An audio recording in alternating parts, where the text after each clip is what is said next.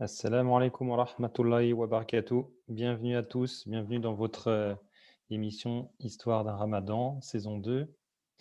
Il y a déjà quelques participants. Bienvenue à vous toutes et vous tous. Merci d'être là.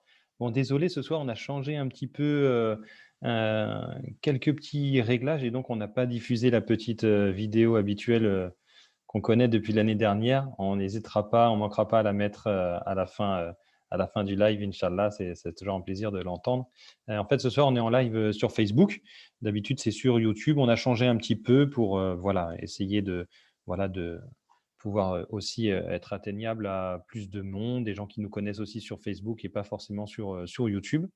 Donc, de toute façon, ce qui est très important, continuer à bien diffuser le message qu'on a pu vous envoyer dans WhatsApp ou que vous avez vous-même reçu.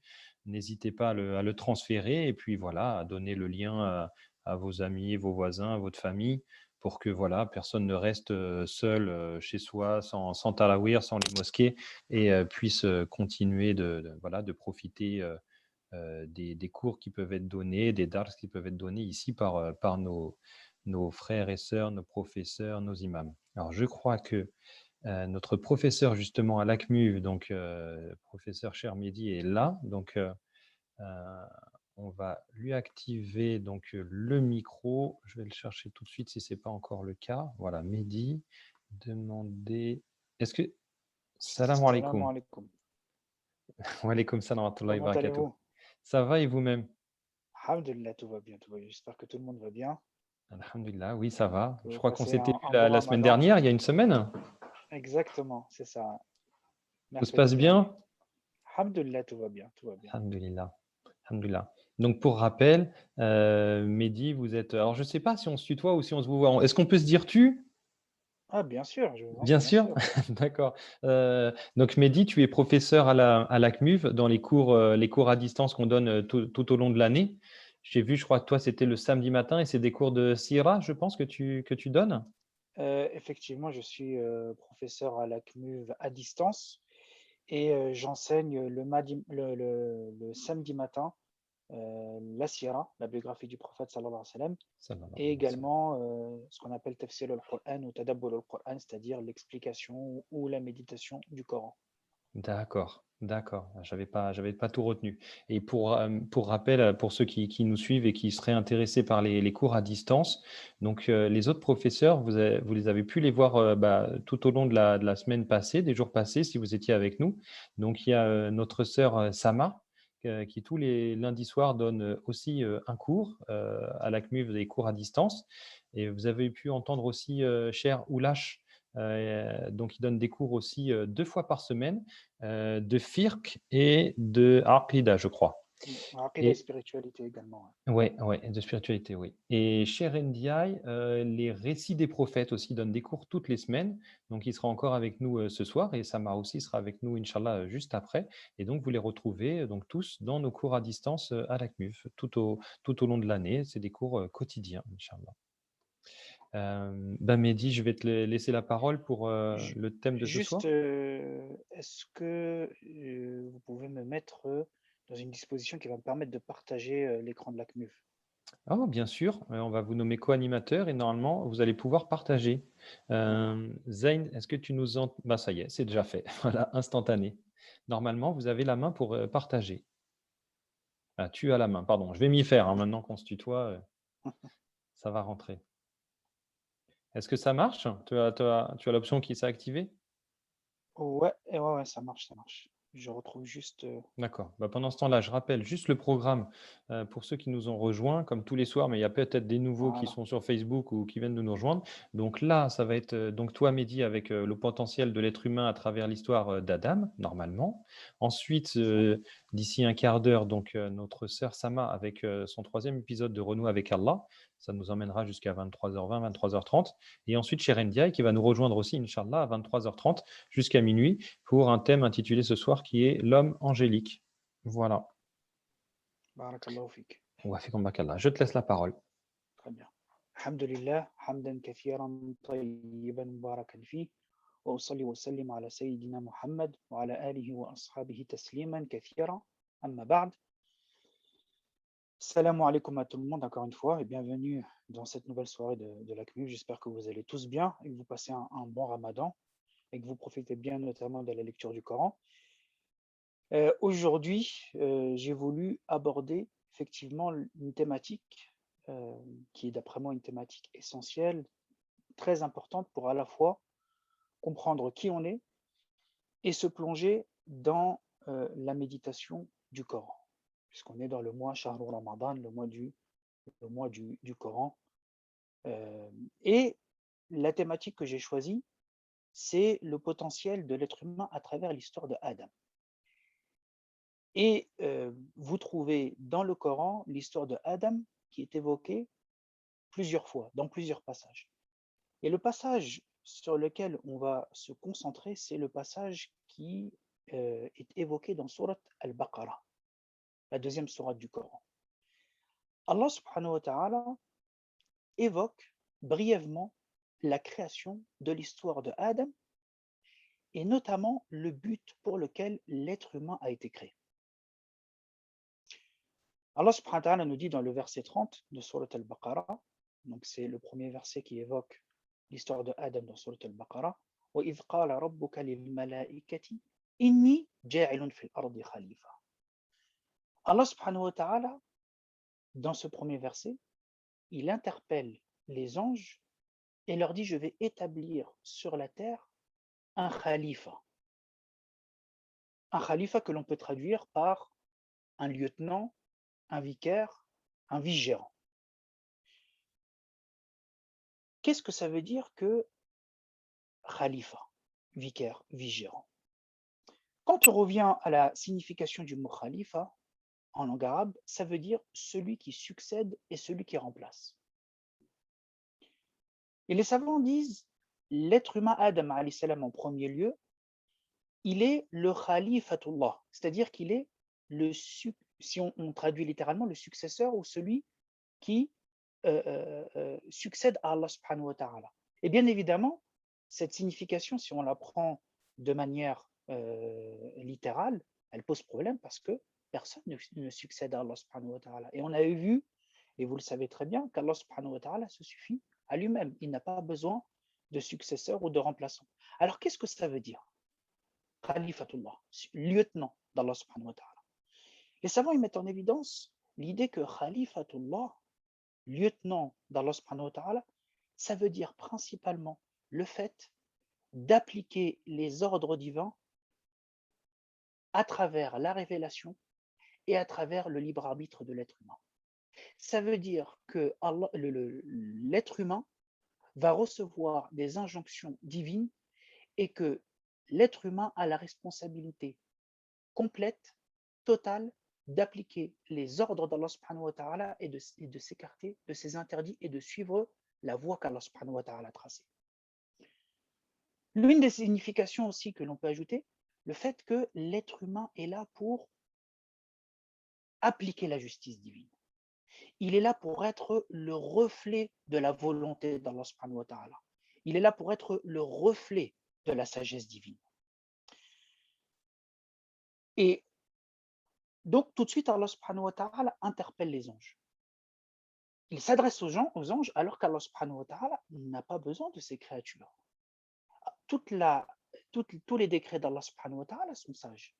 Et les savants disent, si Allah subhanahu wa ta'ala s'est adressé aux anges, c'est notamment pour enseigner à l'être humain la nécessité de la concertation et de la consultation. Autre chose dans ce verset qui est intéressant également, c'est que Allah subhanahu wa ta'ala, dès le début de la création de Adam, il annonce que Adam et sa descendance vont être sur terre. Ils vont vivre sur terre. Donc, toute l'histoire que l'on a ensuite avec le paradis et le fait que Adam alayhi salam a été chassé du paradis, ce sont des histoires qui sont citées dans le Coran, mais la mission principale de l'être humain avant même qu'il soit chassé du paradis, c'est de vivre sur terre. Donc le fait que Adam alayhi salam a été chassé du paradis, ça ne veut pas dire que c'est une punition là où l'être humain devait vivre au paradis éternellement, mais c'était plutôt une épreuve qui va permettre à l'être humain de comprendre véritablement sa propre nature. Donc Allah subhanahu wa ta'ala dit Inni ja'ilun fil ardi khalifa, fil ard, sur terre. C'est-à-dire que l'être humain, fondamentalement, sa mission, elle se passe sur terre. Et pourquoi je dis ça? Parce que vous retrouvez dans le Coran cette idée que Allah subhanahu wa ta'ala a assujetti la terre.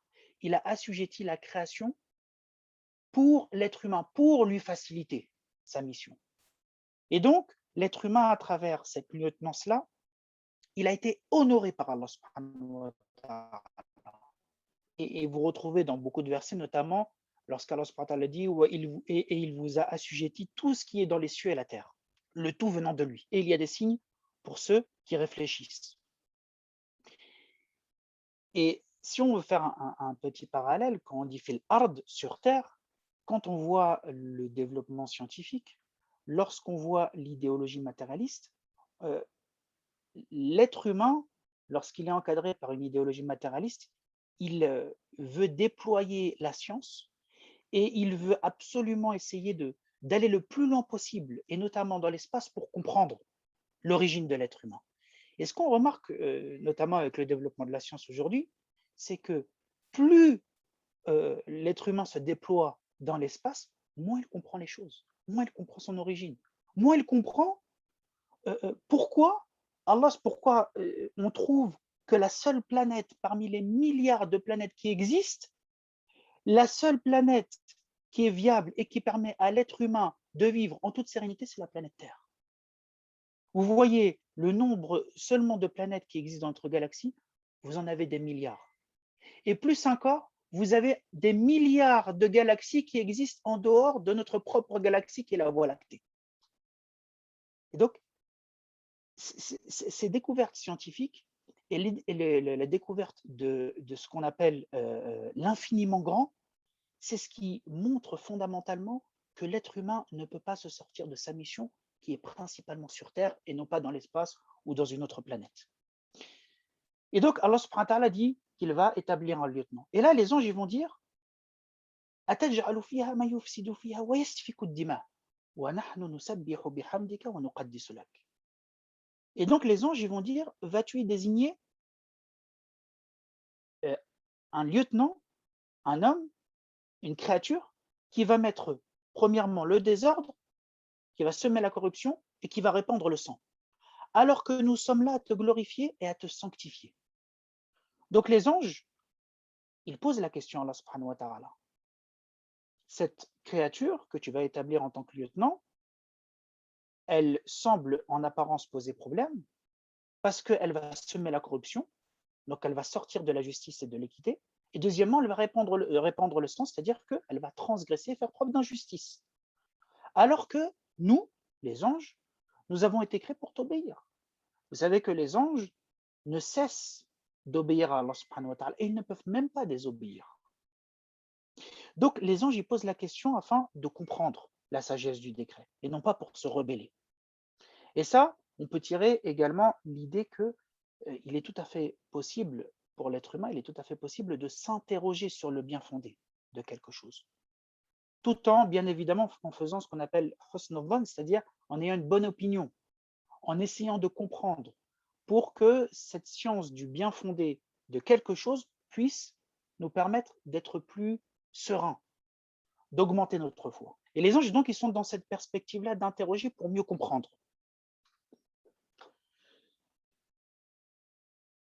Et là, Allah subhanahu wa ta'ala nous dit, en vérité, je sais ce que vous ne savez pas.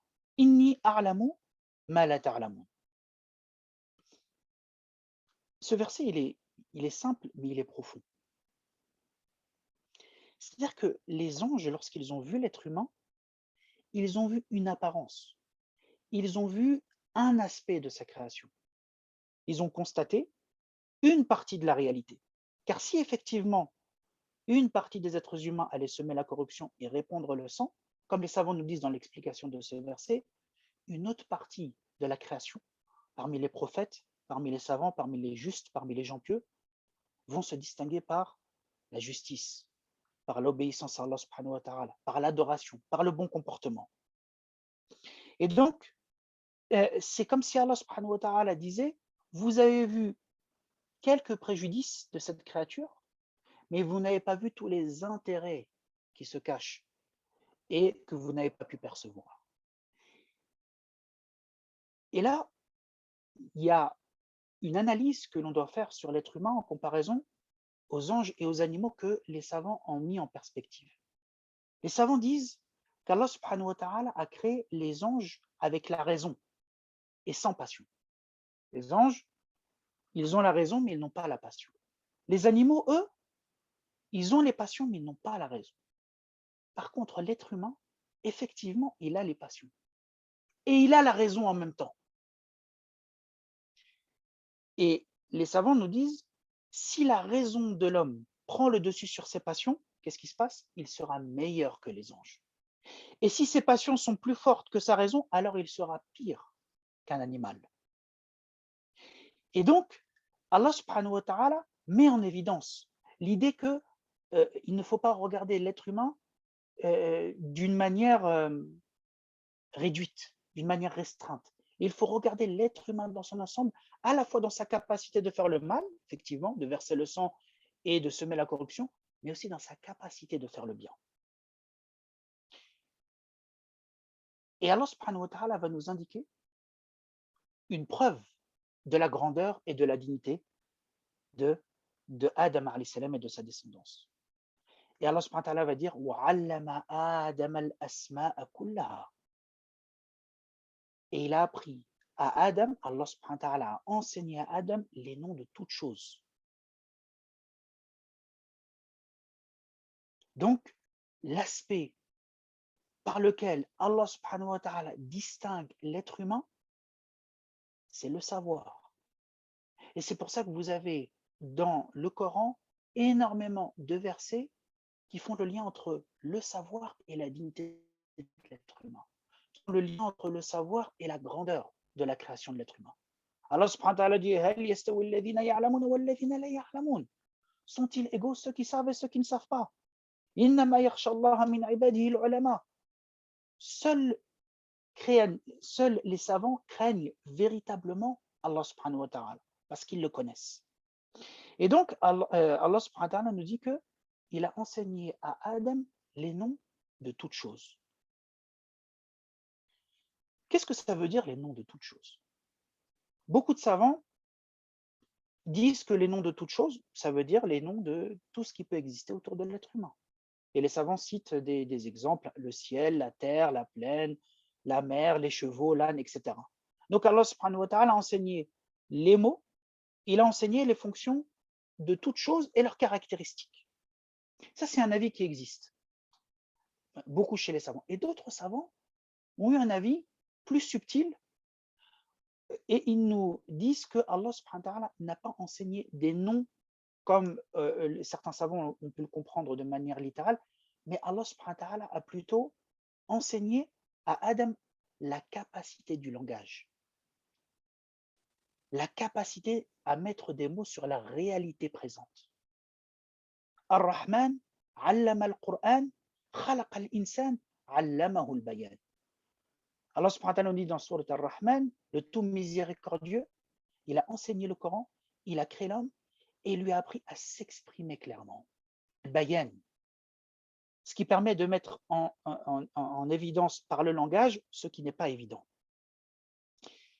Et donc, cette capacité du langage permet à l'être humain de se projeter, d'imaginer, de concevoir les choses.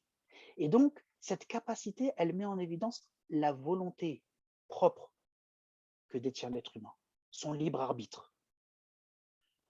Et donc, Allah subhanahu wa ta'ala dit وَعَلَّمَ آدَمَ الْأَسْمَاءَ كُلَّهَا ثُمَّ عَرَضَهُمْ عَلَى الْمَلَائِكَةِ فَقَالَ أَنْبِئُونِي بِأَسْمَاءِ هَؤُلَاءِ إِن كُنتُمْ صَادِقِينَ. Il a appris à Adam tous les noms, puis il les présenta aux anges. Et il leur dit informez-moi des noms de ceux-là si vous êtes véridiques. Est-ce que vous, les anges, vous êtes capables de reproduire et de faire preuve d'une même capacité qui a été enseignée à Adam alayhi salam? Donc Allah subhanahu wa ta'ala, à travers l'exemple du savoir, de l'acquisition du savoir, de la capacité de l'être humain à déployer un langage, Allah subhanahu wa ta'ala va dire aux anges, constatez donc la valeur de l'être humain à s'élever par le savoir. Et maintenant, n'ayez plus aucun doute sur le bien fondé d'établir l'être humain comme lieutenant. Et les anges vont dire quoi? Ils vont dire قالوا سبحانك لا علم لنا إلا ما علمتنا إنك أنت العليم الحكيم. Et les anges vont dire gloire à toi. Nous n'avons de savoir que ce que tu nous as appris. C'est toi certes l'omniscient, le sage. Et donc les anges, contrairement à Iblis, dans l'histoire de Adam, ils vont reconnaître et ils vont se soumettre à la sagesse divine. Ils n'ont pas compris au début, fondamentalement, la raison du choix d'établir l'être humain en tant que lieutenant.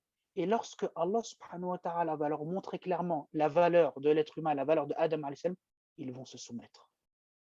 Parfois, tu ne comprends pas le bien fondé de quelque chose, et petit à petit, tu vas recevoir des signes et tu vas méditer, et à ce moment-là, tu acceptes. Donc, ne pas se précipiter.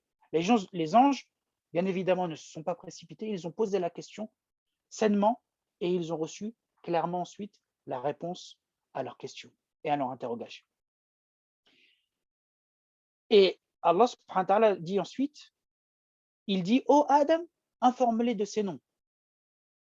Puis quand celui-ci les eut informés de ces noms, lorsque Adam alayhi salam les a informés de ces noms, Allah subhanahu wa ta'ala dit, ne vous ai-je pas dit que je connais les mystères des cieux et de la terre et que je sais ce que vous divulguez et ce que vous cachez. Donc Allah subhanahu wa ta'ala, il entérine, il confirme la légitimité de la lieutenance de Adam alayhi salam, en nous montrant que c'est lui l'omniscient.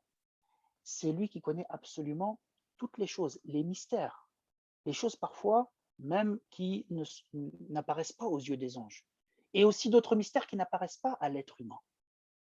Donc vous voyez, le savoir qui permet de légitimer la lieutenance de l'être humain, et aussi tout ça encadré par la modestie des anges, qui représente la pureté, qui représente l'obéissance à Allah subhanahu wa ta'ala. Et donc, pour résumer ce que je viens de dire, la dignité de l'être humain est établie par Allah subhanahu wa ta'ala clairement à travers la lieutenance sur terre. L'être humain est digne parce qu'Allah subhanahu wa ta'ala l'a établi pour faire régner son ordre. Pour faire régner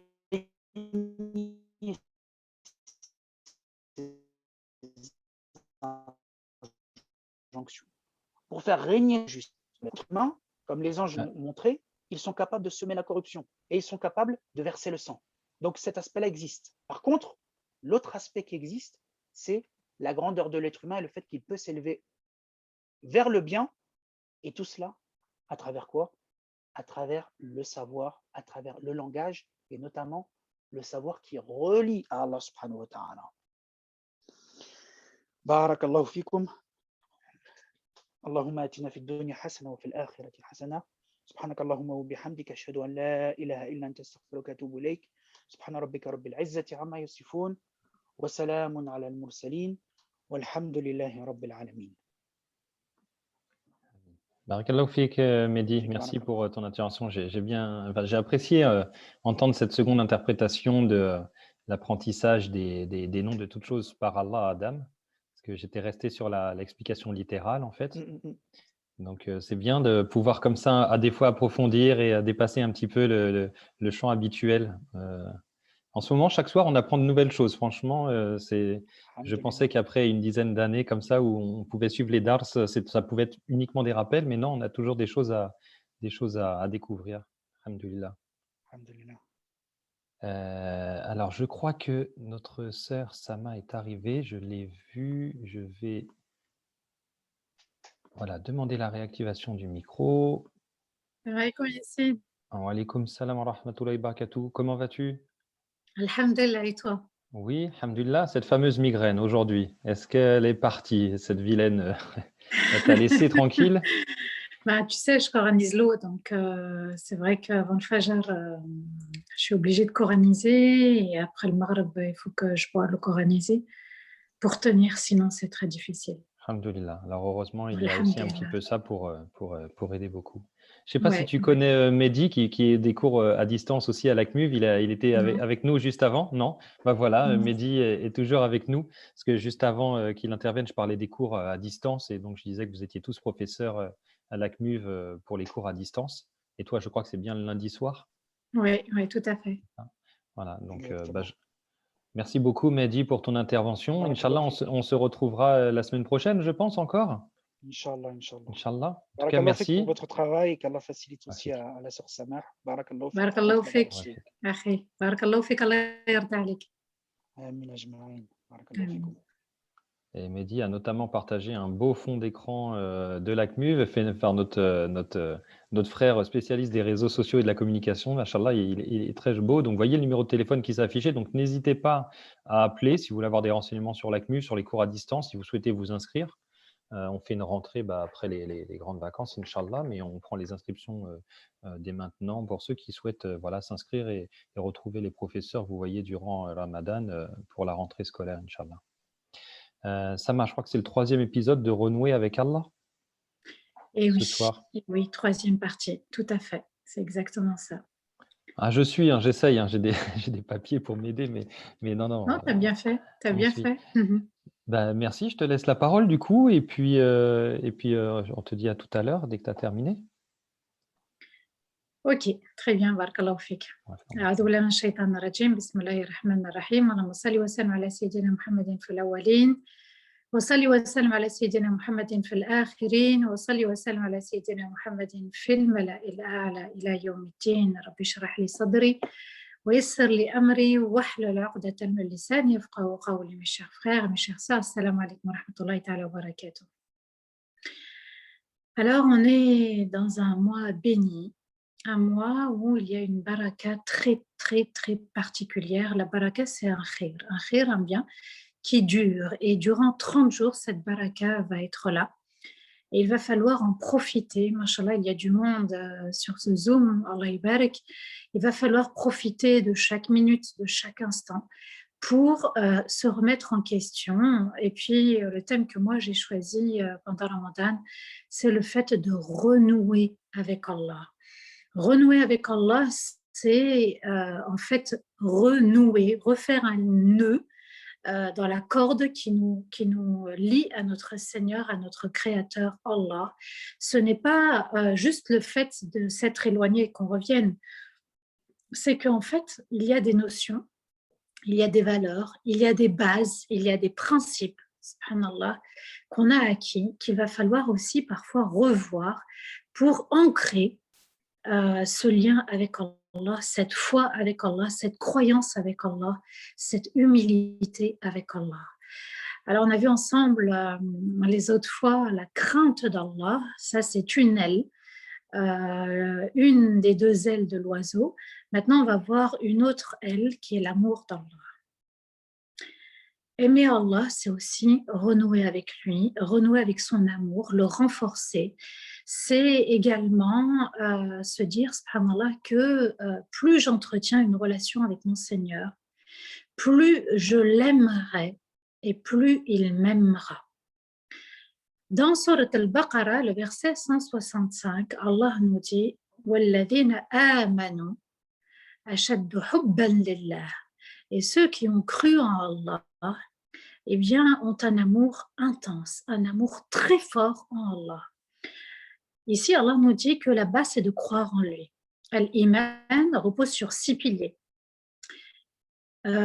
Croire en Allah, croire au jour dernier, croire aux anges, croire aux livres, croire au paradis, à l'enfer et croire au destin bon et difficile.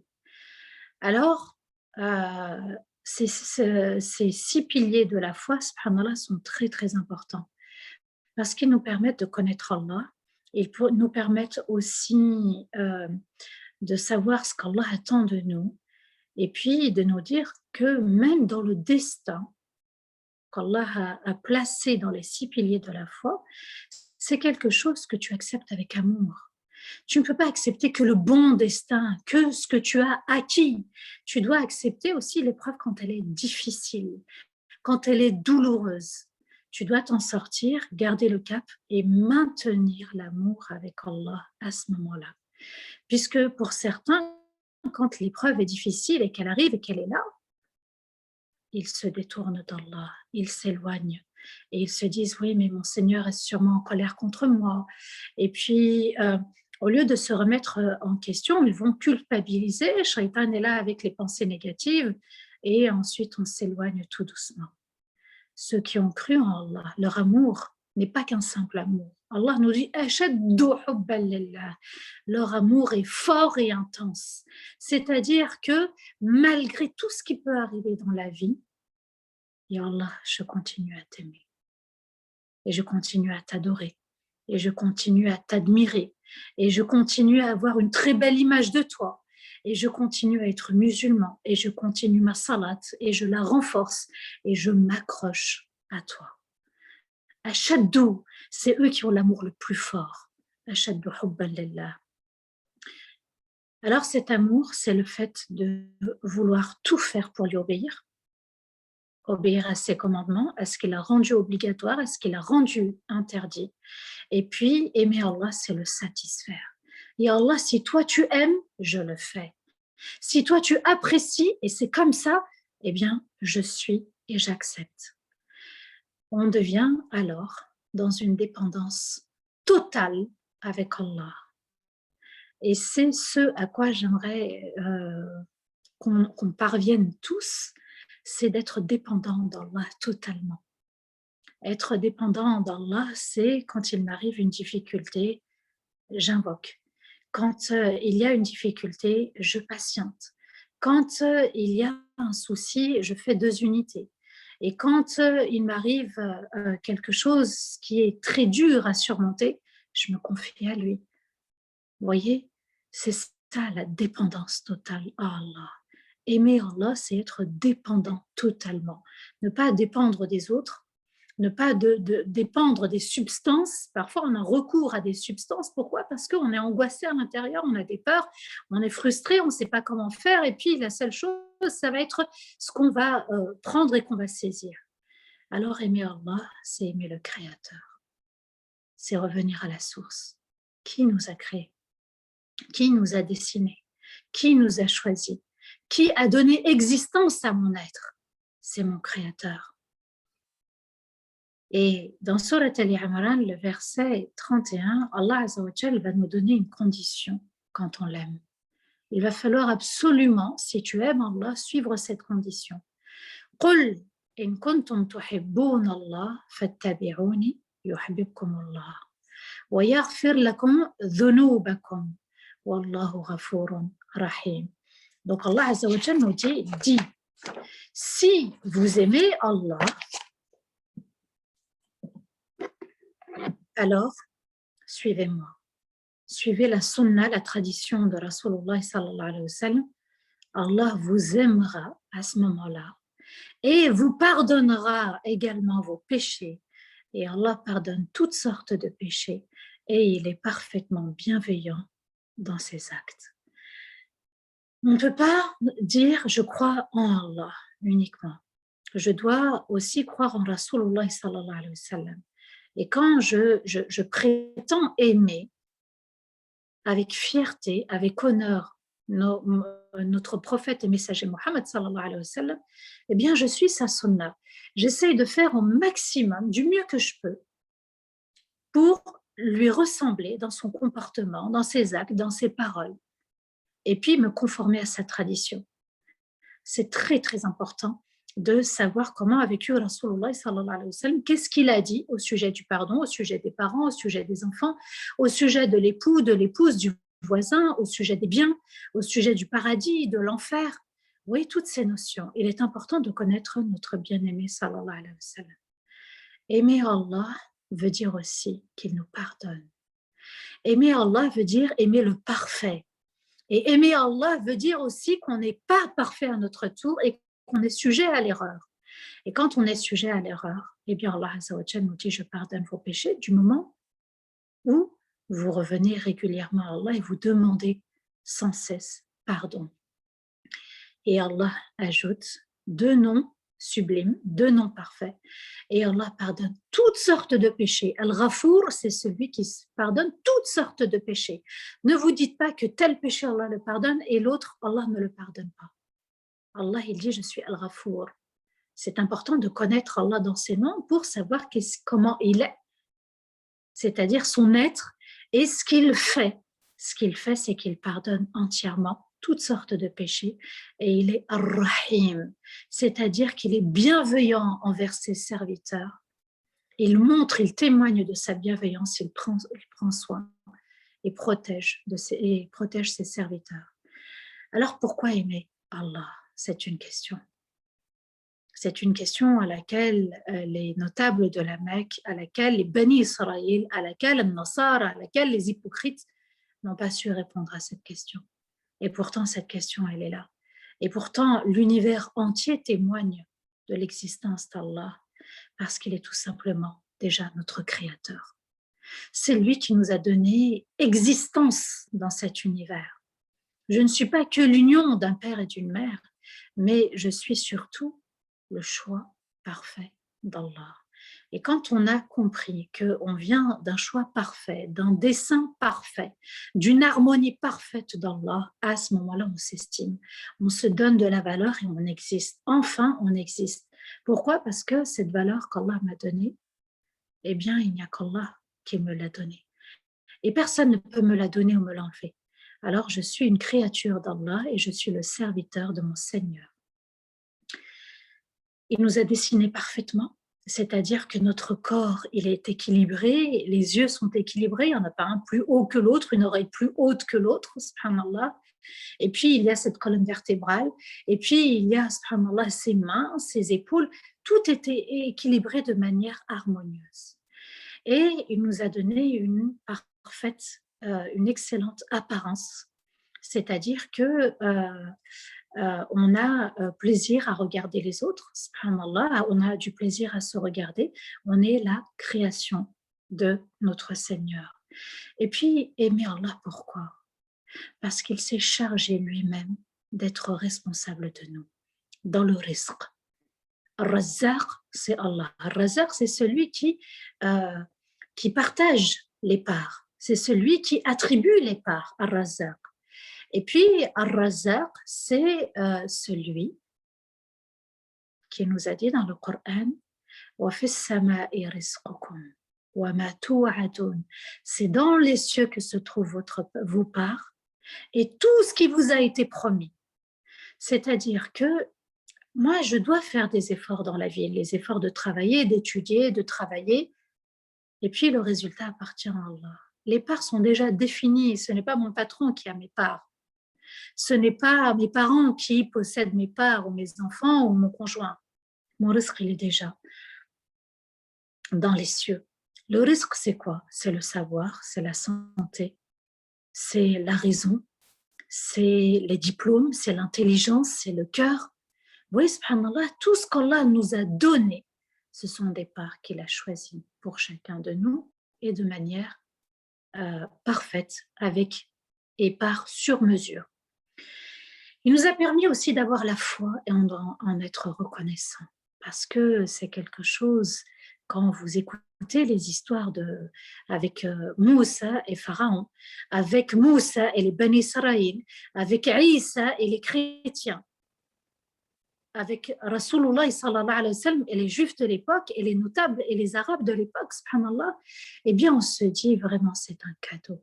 Et je ne remercierai jamais assez mon Seigneur de pouvoir dire la ilaha illallah. Juste ça, de dire la ilaha illallah, se sentir musulman, exister et se sentir la créature et le serviteur, la servante d'Allah, c'est juste magnifique. Rien que pour ça, subhanallah, on ne peut pas échanger la ilaha illallah contre le milliard, contre les milliards sur terre. On ne pourra jamais échanger ce la ilaha illallah avec autre chose. Et puis, aimer Allah parce qu'il nous a demandé de ne jamais désespérer. Et Allah nous a dit ne désespérez pas de ma miséricorde, ma bienveillance, ma douceur, ma considération. Je prendrai soin de vous parce que ma rahma a précédé ma colère. voyez, ce sont des ruses du diable à chaque fois. Quand on se dit, oui, mais si j'ai telle épreuve, c'est qu'Allah est en colère contre moi. Non. Du moment que tu reviens, que tu te repens, alhamdoulilah, c'est ce qu'Allah attend de toi. Par contre, si tu sombres dans les péchés et que tu ne te rends même plus compte que tu es dans les péchés, à ce moment-là, c'est quoi en fait la colère d'Allah? C'est son châtiment, le châtiment en enfer. Le ghadabullah, c'est le châtiment. Qu'Allah nous en préserve. Amin ya rabbal alamin. Rasulullah sallallahu alayhi wa sallam nous a dit, lorsqu'Allah aime son serviteur, il l'utilise. As-salah. Il l'utilise. Les compagnons n'ont pas compris cette expression. Comment, ya Rasulullah, il l'utilise? Et là, le prophète, alayhi salatu wassalam, répond en disant, écoutez bien, c'est très, très important, puisqu'on est surtout en pleine période de Covid, il lui offre une belle mort, avec une bonne action qui va clôturer sa vie. Vous voyez, subhanallah, il termine sa vie, peut-être en étant martyr, peut-être en lisant le Coran, peut-être en soujoud, en salat, un jour de vendredi, dans la nuit peut-être, pendant Qiyam al-Layl. En tout cas, Allah l'aime et il va le guider, l'orienter. Même dans sa mort, il devient son compagnon. L'islam ne se résume pas qu'à des limites, obligations, interdits, mais c'est plutôt en fait l'art de vivre un bonheur intense, de libérer son âme. C'est important de libérer son âme et de ne pas l'enfermer dans les péchés, de ne pas l'enfermer et de la contraindre. Il faut absolument la respecter dans ce qu'Allah a choisi pour elle. Le fait de pardonner, le fait de se repentir, le fait qu'elle ait besoin, cette âme, que tu accomplisses ta salat, elle a besoin aussi qu'elle jeûne et qu'elle lise le Coran et qu'elle se ressource par le dhikr, par le souvenir d'Allah. Ne prive pas ton âme parce qu'Allah l'a créée libre. Et Allah va traiter avec une grande bienveillance et et Allah Azza wa Jal va aussi favoriser ses serviteurs quand ils sont proches de lui, et quand ils sont proches de lui, Allah Azza wa Jal fait en sorte qu'ils aient les qualités que Allah aime. Parmi ces qualités, eh bien, quand Allah aime, il va le dire à Jibril. Jibril, en fait, c'est le chef des anges. Alors imaginez les cieux. Tous les anges qu'il y a dans les cieux. Et Rasulullah sallallahu alayhi wa sallam, quand il va monter dans les cieux, il va dire que le ciel est plein à craquer. Comment?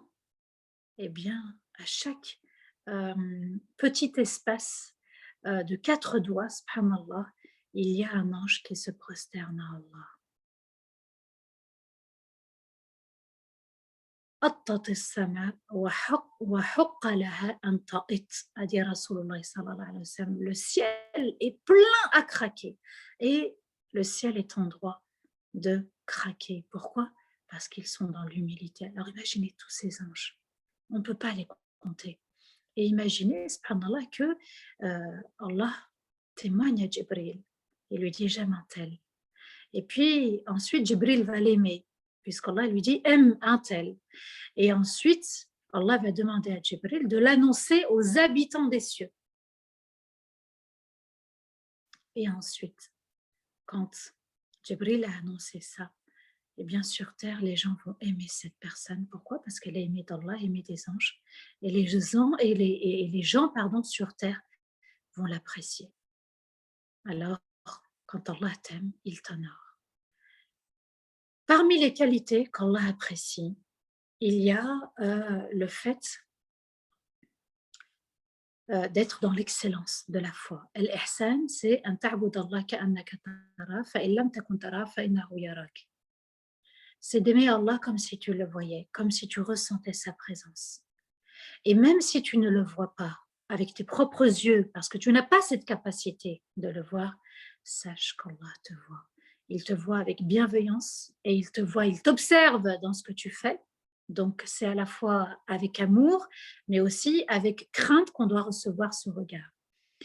Dans Surat Al-Imran, le verset 134, Allah nous dit « Alladhina yunfiquna fi s-sarra'i wad-dharra » والكاظمين الغيظ والعافين عن الناس والله يحب المحسنين. Parmi l'excellence de la foi, c'est-à-dire faire les choses pour Allah parce qu'on l'aime et on ressent sa présence, c'est de dépenser dans les bons moments et dans les moments difficiles.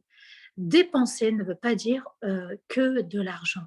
Dépenser de son temps, dépenser de ce qu'on connaît, dépenser d'un sourire, dépenser de l'affection, dépenser d'un savoir, dépenser, subhanallah, du temps pour l'autre, dépenser aussi du temps pour soi. Dans les bons moments et dans les moments difficiles, c'est important de rester soi-même et d'être toujours aussi bienveillant à l'égard des autres. Allah nous parle aussi de al-kadhimin al-ghayz. Ceux, et Allah aime ceux qui retiennent leur colère. Ils ont une grosse colère, ils la retiennent. Et ils pardonnent aux gens. Wal-afin 'anil nas. Ils pardonnent sans reproche. Tu m'as fait du mal, je te pardonne. Pourquoi? Parce que je t'accepte avec tes défauts et tes qualités. Le problème, c'est que les gens ne vont pas pardonner, ne peuvent pas pardonner. Pourquoi? Parce qu'ils ciblent que le point négatif et ils restent figés là-dessus. Alors, quand on n'accepte pas quelque chose dans la vie, eh bien, on souffre. Et quand on accepte qu'une partie chez les autres, on déséquilibre la balance d'Allah, parce que la balance d'Allah est qu'il a créé les choses par paire, positif et négatif. Alors je dois absolument accepter les autres avec leur bon côté et leur mauvais côté. Si je n'accepte qu'un côté, eh bien, subhanallah, je déséquilibre la balance et c'est moi qui serai en tort. Il est important de pardonner aux autres, c'est ce qu'Allah aime, et Allah ajoute à la fin du verset Wallah yuhibbu al-muhsinin, et Allah aime ceux qui excellent dans leur foi. Pourquoi? Parce que dans ces trois qualités-là, juste dans ce verset, tu as préféré satisfaire Allah que satisfaire ton ego. Tu as préféré appliquer la loi d'Allah que d'appliquer la loi de ton ego. Ensuite, Allah Azza wa Jal nous dit que l'ihsan, c'est important, c'est ce qu'il aime. Et l'ihsan, c'est le fait de bien faire les choses. Il y a deux formes d'ihsan. Il y a deux formes d'excellence dans la foi. L'ihsan, de bien se comporter à l'égard d'Allah et de bien se comporter à l'égard des autres. Mais je peux me comporter et je pourrais me comporter correctement avec les autres, avec bienveillance, que si j'ai choisi de bien me comporter vis-à-vis d'Allah. Accepter ce qui est obligatoire et accepter ce qui est interdit et faire ce qu'Allah aime pour réussir dans ma vie. Il y a autre chose qu'Allah apprécie, notre qualité qui fait partie du croyant, qu'Allah apprécie, at-taqwa. On en a parlé, la crainte d'Allah. Dans Surat An-Nahl, le verset 128, Allah nous dit Inna Allah ma'alladhina taqaw walladhina hum muhsinun. Allah est en compagnie de ceux qui le craignent et il est en compagnie de ceux qui excellent dans leur foi. Et tant que tu es dans cette qualité-là, tant que tu as le souci de le craindre, de ne pas tomber dans le péché et de faire les choses comme Allah aime, Allah, il reste ton compagnon du moment que tu as choisi sa compagnie aussi. Une autre qualité très importante pour se rapprocher d'Allah, pour renouer avec Allah, pour renouer la corde qui nous lie à notre Seigneur, c'est la justesse. Al-adl, al-qist.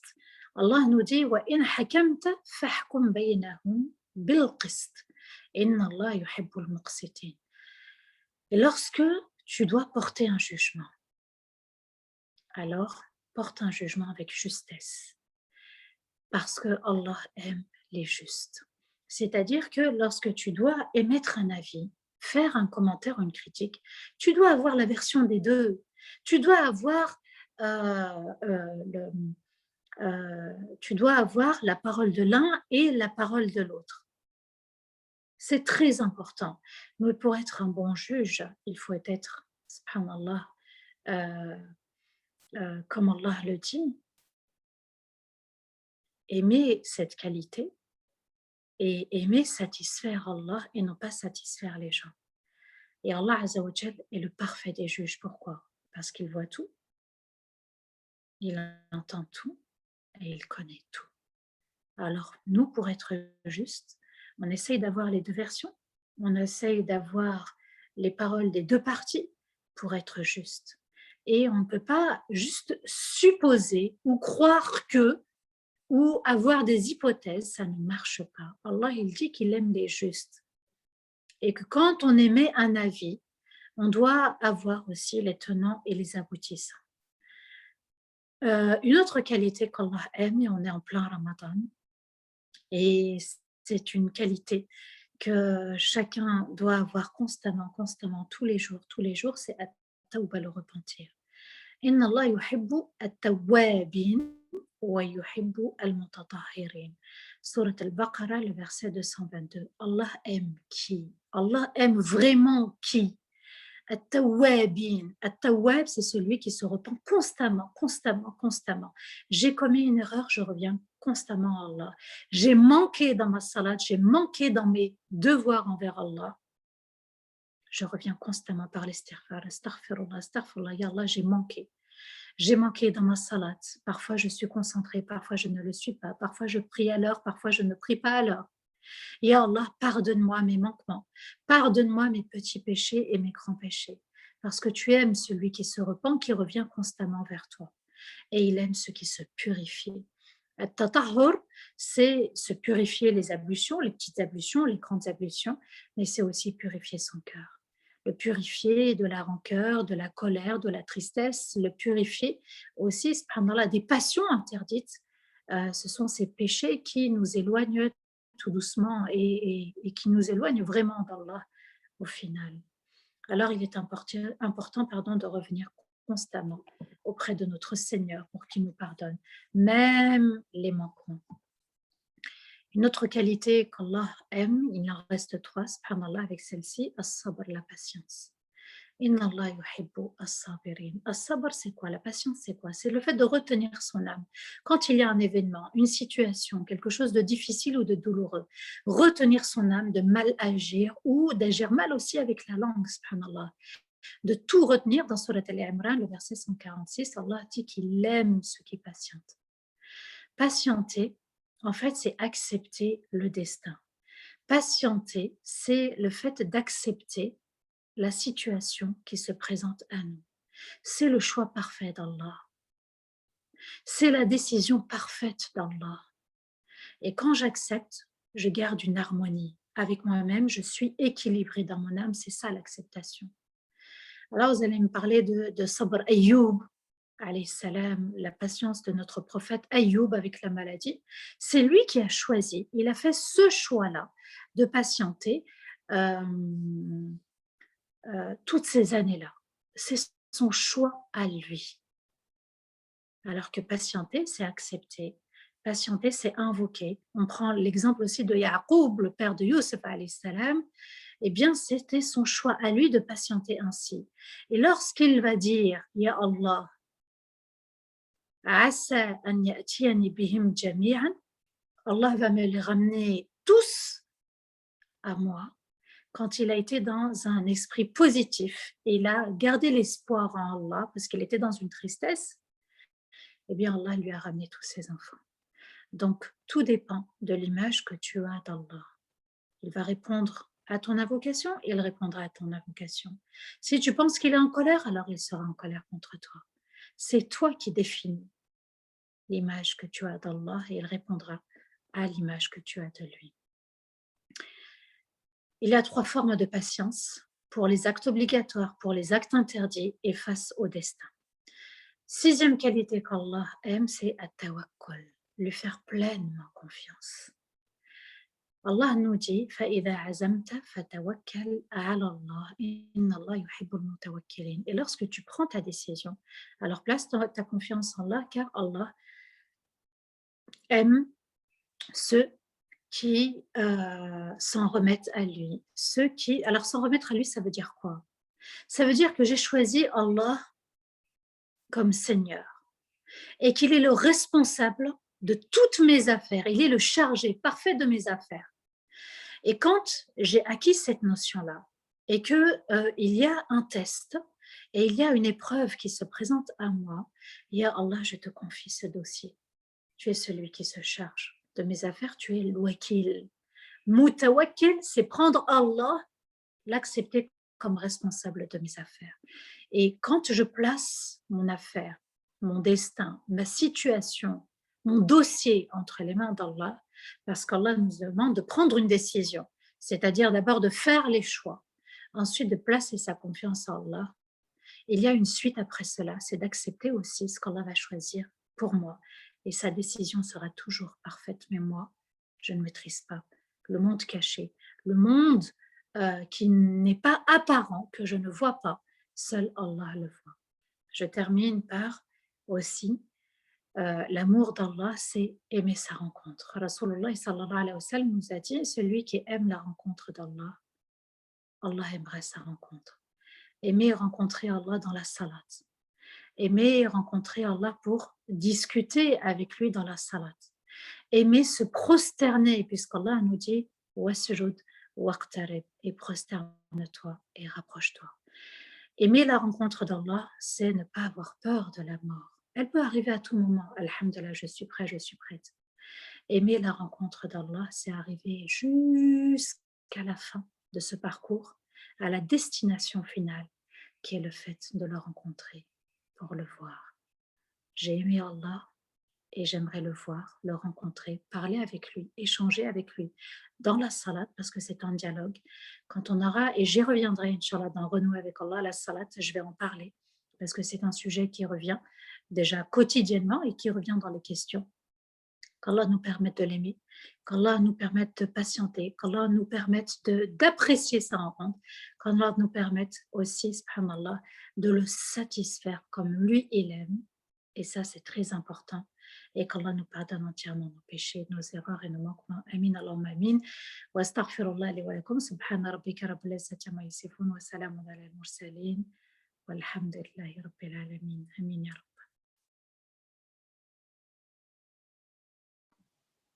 Barakallahu fik. Merci, Amin. ma sœur, merci beaucoup.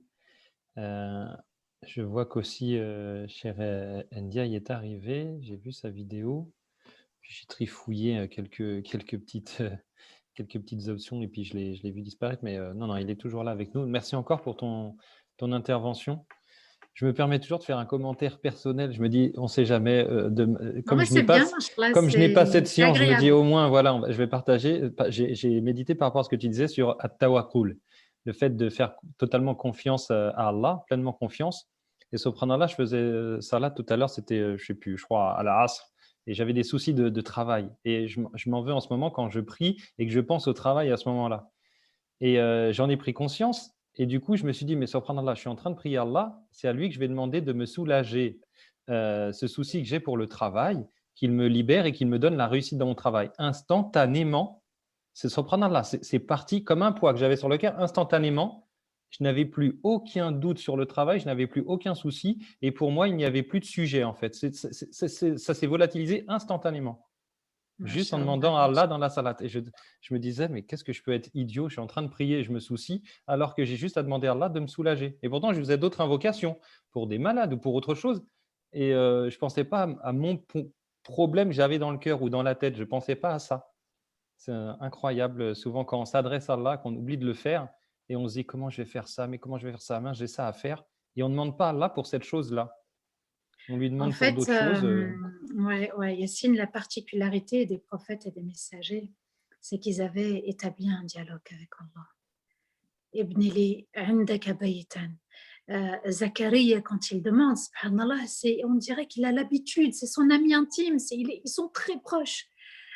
Ibrahim, alayhi salam, quand il dit Inna salati wa nusuki wa mahyaya wa mamati lillahi rabbil alamin.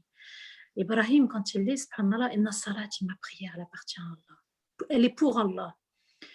Wa mahyaya, ma vie et ma mort, mes rites, ma religion, toutes mes pratiques n'appartiennent qu'à Allah. Il a confié toute sa vie, tout entre les mains d'Allah, et ça c'est le pur tawakkul, parce qu'il était dans une proximité avec son Seigneur. Et c'est ce qui nous manque. Difficulté, je m'adresse tout de suite à Allah.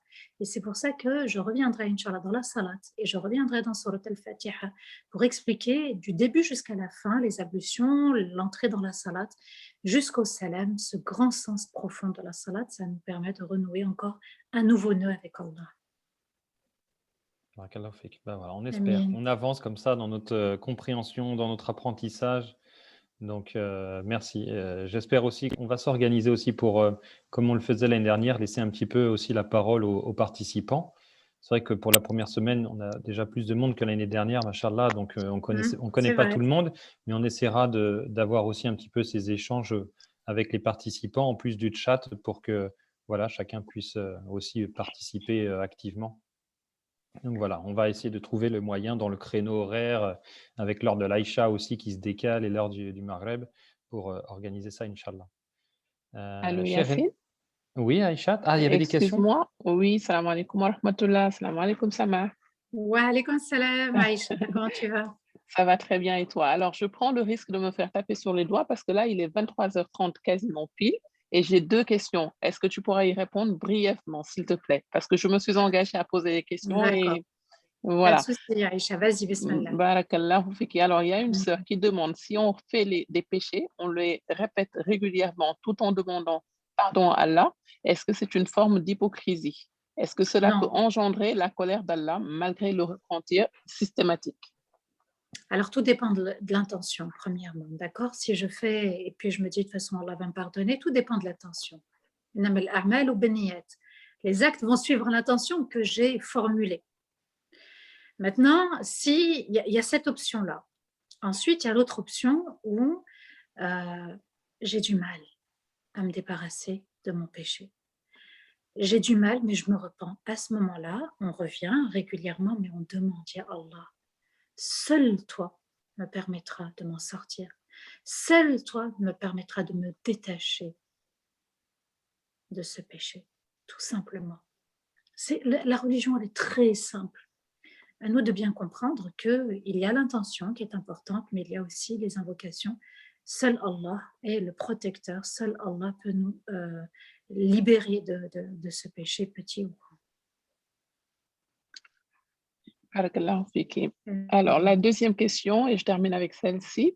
Donc, la sœur dit, Sama, si tu penses qu'Allah est en colère contre toi, alors il le sera. C'est toi qui l'as dit tout à l'heure. Donc, elle te demande, mais si justement nous cherchons à voir s'il est en colère ou non, suite à une situation, en cherchant s'il l'est, est-ce qu'il le sera automatiquement? Cherche sa rahma, c'est mieux. Allah dit, ne désespérez pas de ma miséricorde, de ma grâce, de ma bienveillance. Donc, quand on est dans la rahma qui a devancé la colère, on n'est plus dans la colère. Allah, il nous dit, je suis à l'image que mon serviteur se fait de moi. C'est Allah qui parle dans un hadith qudsi. Alors, c'est cette ruse du diable parce que seul lui est sorti de la rahma d'Allah. Summiya iblis li'annahu ablasahu min rahmatillah. Il l'a fait sortir de la rahma d'Allah. Et il vient nous faire croire qu'on est sous la colère d'Allah. Alors que dans Surat Al-Fatiha, tous les jours, 17 fois au minimum, on répète. Et Allah fait que je ne sois pas sous ta colère. La colère, c'est le châtiment. À nous de bien comprendre ces notions. Si Allah nous a permis, et il est at-tawwab, celui qui accepte le repentir constamment et qu'il pardonne toutes sortes de péchés, j'aimerais employer une expression pour que tout le monde puisse comprendre, on ne doit pas être plus royaliste que le roi. On ne doit pas être plus royaliste que le roi. Sa rahma, elle est au-dessus de son trône. Elle a dépassé la colère. Et puis Allah nous dit qu'il est constamment dans l'acceptation du repentir, qu'il pardonne toutes sortes de péchés, qu'il ne faut pas désespérer.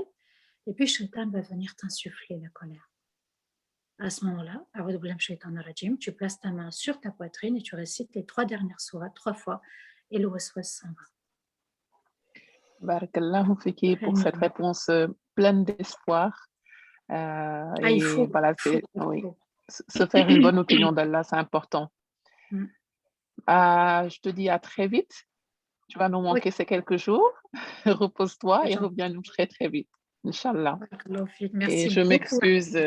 C'est normal, c'est normal. C'est toujours un plaisir de t'écouter et tu gagnes de plus en plus. Moi, je reçois plein de messages. Sama, elle est douce. Ce qu'elle dit, ça nous peine. Mais bon, nous, on a la chance de t'avoir tous les lundis avec nous, avec les cours à distance. Alhamdulillah. C'est C'est un Gentil. bienfait d'Allah. On a de la Allez. chance de voir Cheikh Ndiaye aussi. Ah oui, tout à fait, il est là. Et je m'excuse auprès de lui parce que j'ai grignoté quelques minutes de son temps. Salam alaikum wa rahmatullah. Wa alaykoum salam wa rahmatullahi wa barakatuh. Rendiaï, on peut venir t'aider. Quelque chose est tombé sous le bureau. Moi, je vais aller chercher ça hein, si tu ne le trouves pas. Ne mange pas le fil du micro, après on ne t'entendra plus. Vous inquiétez pas, je suis en train d'ajuster. Tiens, machallah, le chapeau, il tient bien, il n'est pas tombé, malgré le fait que tu sois totalement penché. Attendez, 2 secondes. Oui, non, prends ton temps, prends ton 2 temps. secondes. Je suis en train de remettre ça En devant. attendant, je vais prévenir un petit peu tout le monde pour demain. Voilà. Comme ça, peut-être on n'aura pas le temps en fin d'intervention. Demain, donc à 22h30, à nouveau, Histoire d'un Ramadan saison 2. Donc voilà, soyez au rendez-vous à partir de 22h30. Il y aura, Inch'Allah, cher Shakil Siddiq, que vous devez connaître parce qu'il était avec nous déjà l'année dernière. Et puis, cette année, il a diffusé pas mal de vidéos sur YouTube. Je pense qu'il a essayé de, voilà, un petit peu de professionnaliser ses dars et ses rappels. Donc, il est imam notamment, alors c'est peut-être pas à Lyon, mais la ville d'à côté, ou en tout cas proche de Lyon, mais on dit toujours Lyon. Il est professeur aussi. Moi, je l'ai connu à la mosquée d'Orly. Il est spécialiste de la sira du prophète Mohammed, sallallahu alayhi wa sallam. Donc, il sera avec nous demain. Et ensuite, il y aura notre professeur aussi, cher Yacine, donc qui est aussi au cours ACMUV à distance. Donc voilà, demain à partir de 22h30 jusqu'à minuit aussi, Inch'Allah. Ça y est, cher, tu as retrouvé, ça, tout fonctionne? Oui, ça va, tout va bien. D'accord. Alhamdulillah. Alhamdulillah. Donc, j'avais comme thème pour toi ce soir l'homme angélique. Est-ce que Oui, c'est bien cela que tu voulais nous expliquer, l'homme angélique? Oui, effectivement, c'est ça. D'accord. Eh bien, go, comme on dit. Merci beaucoup. On démarre. Et je te laisse On la démarre. parole. On y va. On Merci démarre. beaucoup, Sama. Si tu restes On avec nous avec démarre. grand plaisir, et puis à tout à l'heure, ou alors dans quelques jours, Inch'Allah. Qu'Allah fait Yassine. Qu'Allah te Salam, protège. Bon salam courage, Cheikh. à Oustaz Samah. Barakallahu fik, comme d'habitude. Tu nous fais voyager chaque fois. Moi, je vais essayer de décoller avec eux. Je ne sais pas si je vais réussir. On va essayer de décoller et de voyager un peu. Parce qu'aujourd'hui, on va rester aux cieux. On ne va pas descendre sur terre aujourd'hui. Fi amanillah. Bienvenue là. Allah yabarak. Shukran. On va essayer d'être des anges, Inch'Allah. Et comment cela sera possible, Inch'Allah, on verra ce que nous disent les savants. Bismillah. Alors, barakallahu fikum, wassalamu alaikum wa rahmatullahi ta'ala wa barakatuh. C'est vrai qu'aujourd'hui, on a choisi la thématique l'homme angélique. Et quand on dit l'homme angélique, qu'est-ce qu'on entend par ça? En fait, l'homme doit se ressembler, je dis bien, doit se ressembler aux anges. Car c'est le but de l'être humain sur Terre. Et je vais m'expliquer. Vous savez, comment on définit les êtres qui existent? Généralement, l'être humain, l'ange et les djinns. On parle des anges, on dit que ce sont des êtres de lumière.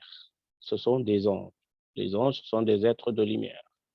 Les djinns, ce sont des êtres de feu. Ils seront créés à partir du feu. L'être humain, il est créé à partir de l'argile. Regardez la différence. L'argile, quand on parle de l'argile, on parle de l'opacité, on parle de quelque chose qui est lourd. Donc son lieu d'habitation, c'est la terre. Les êtres de lumière, ce sont des êtres, leur lieu d'habitation, c'est les cieux. Et il y a un être intermédiaire qui est l'être créé à partir du feu, qui sort du tangible, du charbon, du matériel, qui dégage le feu. Et lorsque le feu s'allume, il va vers le haut. Vous voyez donc c'est pour cela que les djinns, ils ont cette capacité de se déplacer d'un endroit plus loin sur une fraction de seconde. Et c'est pour cela que Sulayman, alayhi salam, il s'appuyait sur les djinns pour faire plein de choses. Donc Allah Azza wa Jalla sakhara lahu al-jinn. Il a dompté, il lui a donné cette capacité d'utiliser des djinns donc, pour accomplir des services. Et donc, c'est très important parce qu'ils ont ce degré ou cette manière de se déplacer et d'agir plus vite que l'être humain. Et donc, nous sommes des êtres terrestres selon notre matière première, qui est l'argile, mais à l'intérieur de cette matière, il y a un élément céleste, c'est le ruh, c'est notre âme. Alors, cette âme nous tire vers les cieux et la matière nous tire vers ce bas monde, vers la terre. Et donc, on est dans un dilemme, on est dans une lutte intestine entre le corps et l'âme. On est dans une lutte entre le monde physique et le monde métaphysique, entre le mad, la matière, et ruh, qui est l'âme, qui n'est pas matière. Nous savons également que l'être humain, nous savons que les anges sont proches de Dieu. Ils ne désobéissent pas à Allah Azza wa Jal. Ils ne désobéissent pas. La ya'asuna Allah fima amarahum wa yaf'aluna ma yu'marun. Donc les anges ne désobéissent jamais à Allah. Ils n'ont même pas la capacité de désobéissance. Alors que nous, les humains, on a cette capacité de dire non à Dieu, de refuser ses ordres. On a cette hurriya, on a cette liberté. Les anges, ils sont proches parce qu'ils n'ont pas cette capacité de désobéir, comme on a dit. Ce sont des êtres de lumière qui sont proches de Dieu. Ils sont proches de Dieu parce qu'ils n'ont pas cette capacité de désobéir. Et c'est pour cela, lorsque l'être humain adore Dieu et se purifie et fait une lutte, comme on a dit, intestine avec le corps, avec le monde physique, pour atteindre le monde métaphysique, là, il pourra même aller jusqu'à être au rang des anges, comme le cas de Iblis.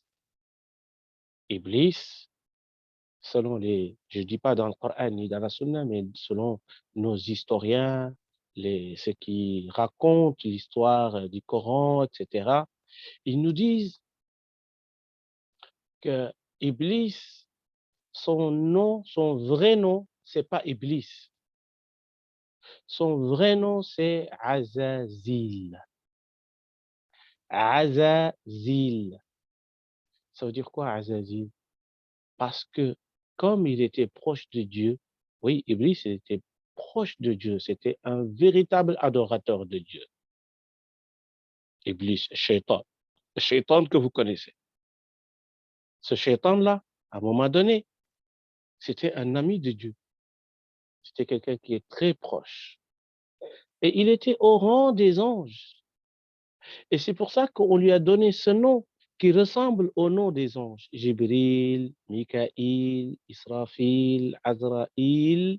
Et là, on dit Azazil.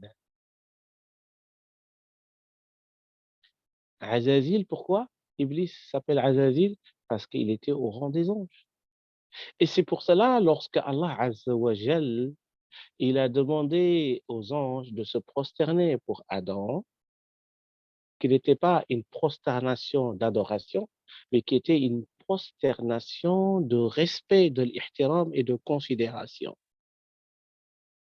Sujoud ta'zim wa ihtiram wa laysa sujoud ibadah. Et donc, il était là avec les anges. Et parfois, on se pose la question, on va se dire, mais Allah, il a demandé aux anges, pourquoi après il nous dit, Iblis a refusé de se prosterner. Mais l'ordre était donné aux anges. Iblis, qu'est-ce qu'il faisait là? Il n'est pas ange. Qu'est-ce qu'il faisait parmi les anges? usjudu li Adam, fasajadu illa iblis aba wastakbar. On a demandé aux anges, Allah il a demandé aux anges, usjudu li Adam, prosternez-vous pour Adam. Fasajadu, ils se sont tous prosternés sauf un. Mais alors, ça veut dire que donc Iblis faisait partie des anges. Mais non, il ne faisait pas partie des anges. C'est ce qu'on appelle dans la langue arabe, dans la grammaire, al-istisna al-munqati'a. Mais ça, c'est profond, je pense qu'on n'aura pas le temps de l'expliquer. Al-istisna al-munqati'a, je vais seulement brosser. Lorsque on parle de deux choses qui ont deux natures différentes, et quand cette chose se mélange avec les autres, on peut dire, par exemple, euh, tous les enfants sont venus chez moi, sauf le professeur. Mais on sait très bien que le professeur, il n'est pas enfant, mais ça se dit, ça se dit. Tous les enfants sont venus, tous les étudiants sont venus, sauf le professeur. Ça ne veut pas dire que le professeur faisait partie des étudiants. Vous voyez ce que je dis? C'est ce qu'on appelle istisna munqati' dans la grammaire arabe. Ça, c'est ceux qui connaissent vraiment la grammaire, qui peuvent analyser. C'est pour ça que certains disent, oui, mais pourquoi Allah, il a demandé aux anges, et puis Iblis, il a refusé, donc ce qui veut dire qu'il faisait partie des anges. Non, Iblis, il n'est pas ange du tout. Parce que Allah nous dit, wal janna khalaqnahu min qabl min nar as-samum. Donc, Allah Azza wa Jalla, il a créé les djinns à partir du feu, alors que nous savons que les anges sont créés à partir de lumière. Donc, ils ont deux origines différentes. Iblis lui-même, qu'est-ce qu'il a dit lorsqu'on lui a demandé de se prosterner pour Adam? Qu'est-ce qu'il a dit?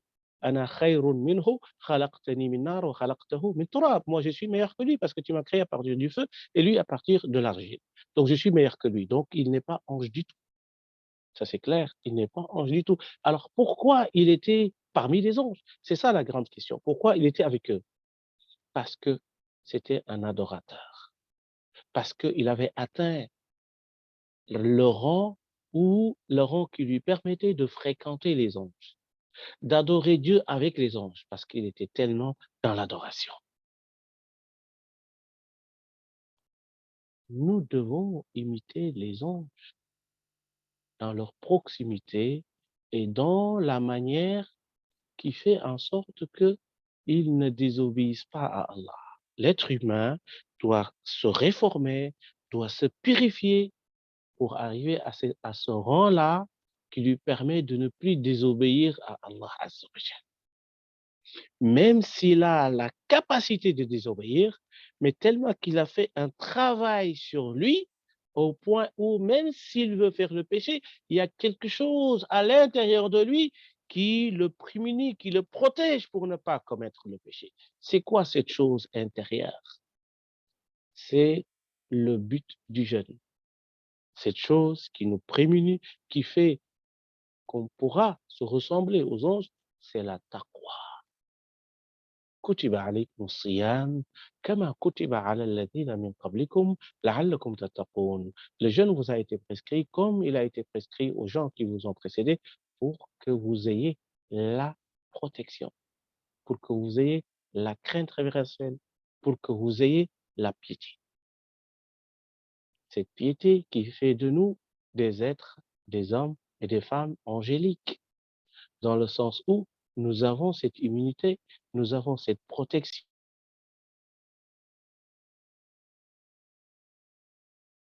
Lorsqu'on s'approche du péché, il y a quelque chose dans notre fort intérieur qui nous dit non, non, il ne faut pas commettre ça. Donc, on a une protection interne à l'intérieur de nous. Et cette protection se trouve dans le cœur.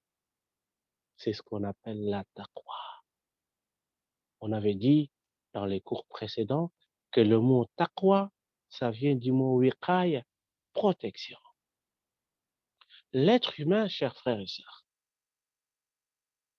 il est entre deux degrés. Il est soit il s'élève pour atteindre le degré des anges, ou bien il descend pour atteindre le degré des animaux.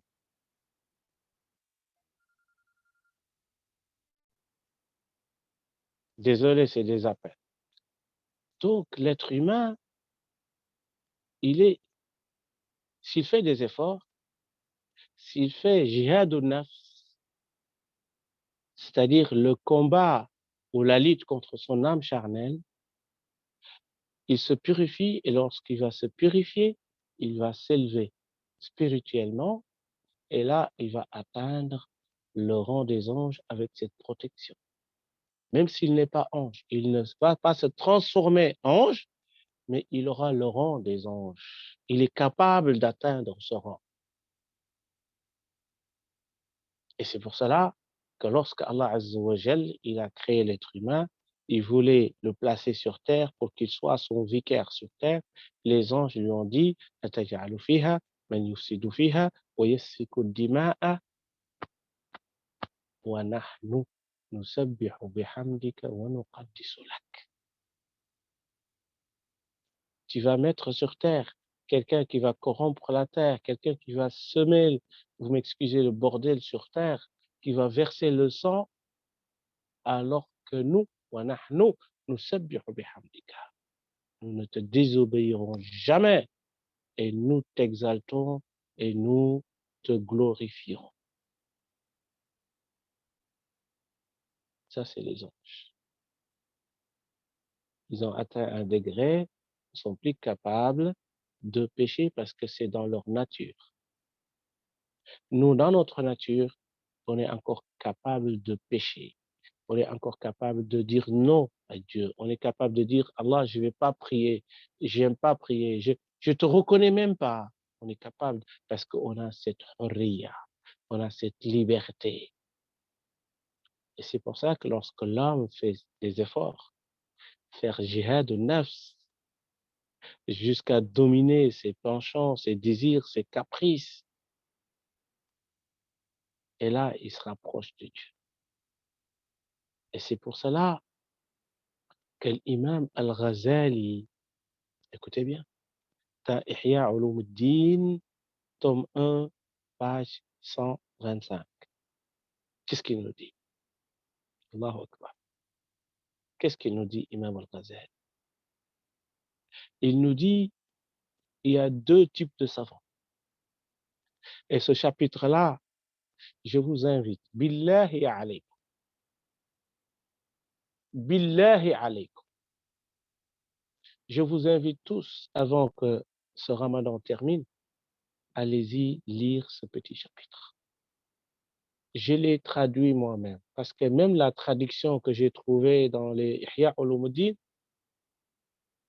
elle n'était pas satisfaite pour moi. Elle n'a pas été bien traduite. J'ai pris le texte et je l'ai traduit moi-même. Ça peut être médiocre, mais en tout cas, c'est ce qui me donne plus le sens que Ghazali visait. Et il est dans mon livre qui va sortir bientôt. Ce n'est pas une pub que je fais, mais ce chapitre, je l'ai traduit et il est dans le livre, Inch'Allah, pour un ramadan spirituel. Ce chapitre-là, il faut le lire. C'est là où Imam Al-Ghazali explique comment nous pouvons, pourquoi nous devons nous ressembler aux anges et pourquoi nous devons éviter de ressembler aux animaux. Pourtant, on a une partie animale à nous, mais on a une partie angélique en nous. Soit l'être humain développe cette partie animale, il devient animal, ou là, Allah nous dit, il y a des gens qui sont comme des animaux, parfois même ils sont en dessous des animaux. Et donc, l'être humain, il est créé et il y a ces deux possibilités sont ouvertes chez nous. Soit développer le côté angélique, le côté spirituel pour s'approcher d'Allah Azza wa Jal, soit se dégrader et descendre et devenir un animal, même s'il est appelé humain dans l'apparence, mais c'est un animal parce que c'est Allah qui nous l'a dit, Oulaïka kal an'am. Ils sont comme les animaux et parfois même en dessous. وَلَقَدْ خَلَقْنَا الْإِنسَانَ فِي أَحْسَنِ تَقْوِيمٍ ثُمَّ رَدَدْنَاهُ أَسْفَلَ سَافِلِينَ. Dieu nous a créés dans une parfaite harmonie avec nous-mêmes. Mais l'homme est capable de se dégrader. Asfala safilin. Il va descendre bas avec ses actes, avec sa conduite, avec son comportement. Toutes les prescriptions. Et là, je vais vous citer ici un petit passage. Imam al-Ghazali dit, cependant, quiconque aspire à la proximité divine, écoutez bien l'imam Ghazali ce qu'il dit, c'est magnifique. Quiconque aspire à la proximité divine doit absolument chercher à leur ressembler, c'est-à-dire à ressembler aux anges. Pourquoi? Parce que les anges, ils sont dans la proximité de Dieu. C'est fondamental. Imam Ghazali distingue deux types de savants. Il les appelle, il est fort, Imam Ghazali, qu'Allah l'a gagné, il est fort, il faut le dire. Ce n'est pas pour rien qu'on l'a surnommé Hujjatul Islam, la preuve évidente de l'islam. La preuve de l'islam, évidente. Ça veut dire quoi? Ça veut dire qu'il même son œuvre, quand tu lis son œuvre, ça te suffit comme preuve pour dire l'islam, c'est la vraie religion. C'est une hujja, c'est la preuve éclatante de l'islam, Imam al-Ghazali. Il nous dit il y a deux types de savants, ulama al-zahir, les savants de l'apparence et les ulama al-akhirah, et les savants de l'au-delà. Allahu Akbar. Les savants de l'apparence, ce sont les juristes qui te disent, même quand tu pries, tu mets ta main dans la poche de ton voisin, tu lui voles de l'argent, tu continues ta prière elle est bonne. Ça, ce sont les savants de l'apparence. Ceux qui te disent que quand tu jeûnes et toute la journée, tu médites, tu fais de la médisance, tu pars sur le dos des gens, tu comportes, tu tues même quelqu'un, on te dit que ton jeûne, il est bon. Al-Ghazali, il dit, ce sont les savants de l'apparence. Parce que qu'est-ce qu'ils regardent? C'est quoi le jeûne? Définition du jeûne, c'est le fait de ne pas manger, de ne pas boire, de ne pas s'adonner aux rapports intimes de l'aube jusqu'au coucher du soleil avec une intention. Ton jeûne est bon. Ils regardent que l'apparence. Le fond du jeûne, c'est quoi? La quintessence du jeûne. Quel est le but pour lequel Allah il a prescrit le jeûne? Pour que vous ayez la taqwa. Peut-être atteindriez-vous la crainte de Dieu. Il est où tout ça? On est loin des objectifs. On est dans les moyens. Les adorations, ce sont des moyens. Il y a une finalité. Les moyens sont importants, on ne peut jamais les délaisser, mais il faut savoir que s'arrêter sur les moyens, ce n'est pas le but recherché par Allah en prescrivant le jeûne ou les autres adorations. C'est très important. Ulama al-zahir et ulama al-akhira. Au lieu de dire, écoutez, au lieu de dire ulama al-batin, les savants de l'apparence et les savants de l'intérieur ou les savants ésotériques. Mais non, il a dit ulama al-akhira. Au lieu de dire ulama dunya, ulama al-akhira. Non, ici il a dit ulama de l'apparence. Mais de l'autre côté, au lieu de dire du cachet, il a dit ulama al-akhira. Ce sont les savants qui te conduisent vers al-akhira. Ce qu'ils vont te demander de faire, c'est ce qui te permet de réussir dans l'au-delà. Et c'est très important. C'est très important. Et c'est comme ça, chers frères et sœurs, qu'on pourra comprendre pourquoi on jeûne. Le prophète sallallahu alayhi wa sallam, il a dit, combien de jeûneurs n'auront de leur jeûne que la faim et la soif? Ah oui, il y a des gens qui jeûnent et qui vont, mashallah, préparer un bon iftar. Subhanallah, ils préparent, ils font des courses, ils font tout, cuisine, madame est là, mashallah. Ils vont rompre le jeûne, zéro. Zéro hasanat. Zéro hasanat, zéro. Ça, c'est le prophète sallallahu alayhi wa sallam qui dit. Tu auras quoi? ben, tu auras la bouffe que tu as préparée pour ton jeûne. Tu auras les boissons, tu as les meilleurs jus que tu as préparés. Oui, ça, tu l'auras comme récompense. Mais auprès d'Allah Azza wa Jal, tu n'auras rien. C'est très important de connaître tout ça. Et c'est pour cela que le jeûne, si l'être humain développe le jeûne correctement, parce que le jeûne, en soi, c'est ressembler aux anges. Les anges, quelle est la définition des anges? Ce sont des êtres qui ne mangent pas, qui ne boivent pas, qui ne s'adonnent pas aux rapports intimes. Et ça fait partie de la définition des anges. Dans tous les livres que vous allez ouvrir, on va vous dire, sont des êtres créés de lumière et qui ne désobéissent pas à Allah Azza wa Jal, et qui ne mangent pas, qui ne boivent pas et qui ne s'adonnent pas aux rapports intimes. Ça, c'est dans tous les livres, c'est ce que vous allez voir.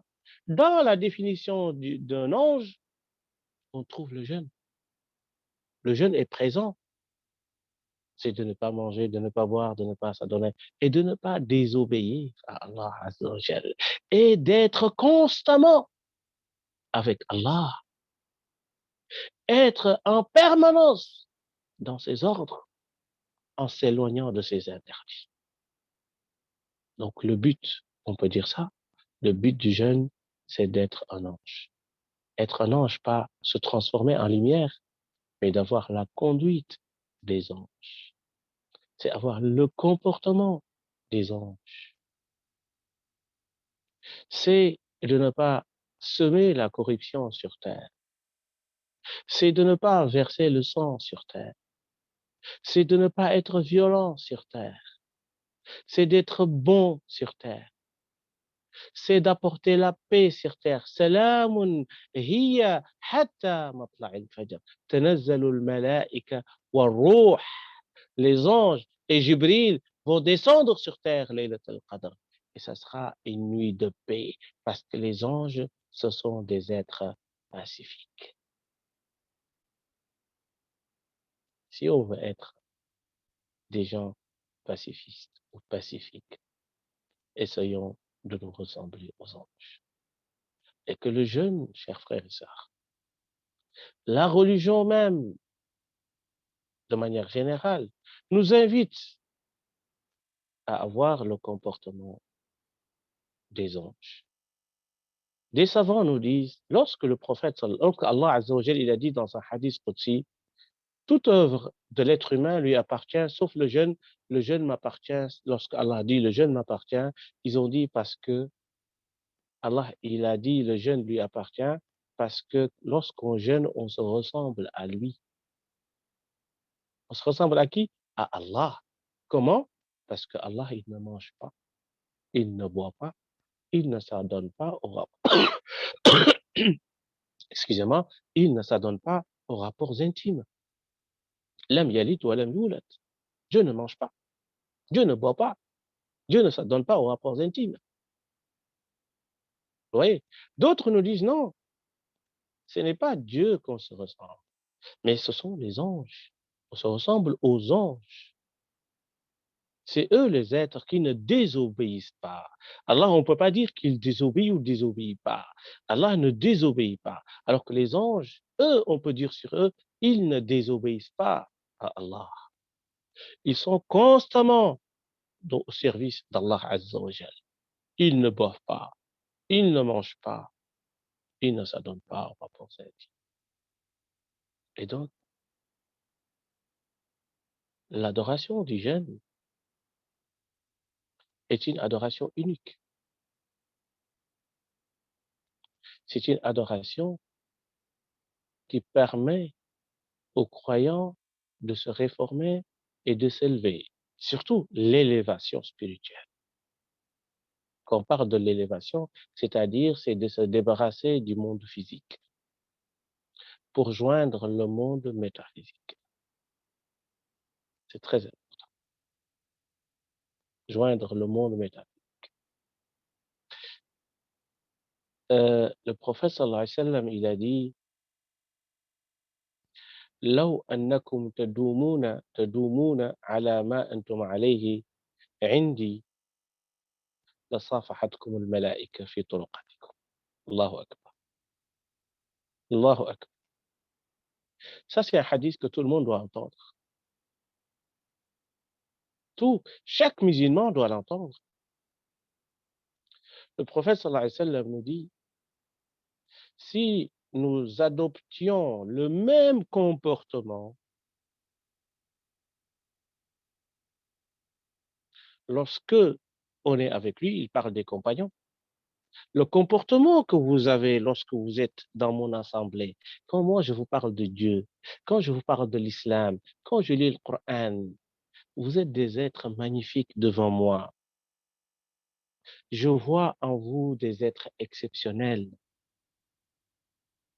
Ya layt, j'aurais bien aimé que vous adoptez le même comportement lorsque vous n'êtes plus avec moi, lorsque vous vous séparez de moi, lorsque vous rentrez chez vous à la maison avec votre épouse, avec vos enfants. Ayez le même comportement lorsque vous n'êtes pas avec moi, lorsque vous n'êtes pas avec moi. Et si toutefois vous réussissez, écoutez bien, c'est ça. Et si toutefois vous réussissez d'avoir le même comportement que vous avez lorsque vous êtes avec moi, en dehors avec les autres, dehors avec les anges. Écoutez bien, les anges vont vous saluer dans les rues.